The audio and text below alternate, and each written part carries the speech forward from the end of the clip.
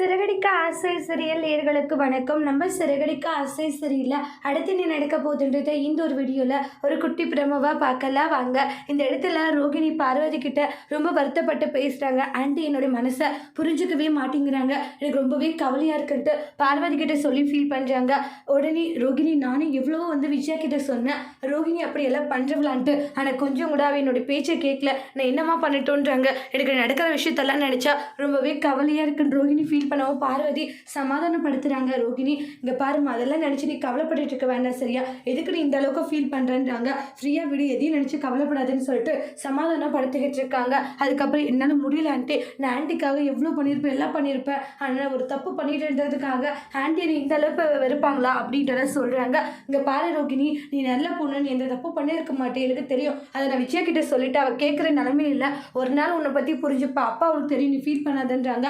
பார்வதி கட்டி பிடிச்சி ஃபீல் பண்ணிட்டு இருக்காங்க. பார்வதி ரோகிணியை சமாதானப்படுத்துகிறாங்க. அதோடு இந்த பிரமவை முடிச்சிருக்காங்க. இனி வரக்கூடிய எபிசோடில் இந்த மாதிரி ஒரு டோஸ்ட் வர போதுன்ட்டு வெயிட் பண்ணி பார்க்கலாம். தேங்க்யூ.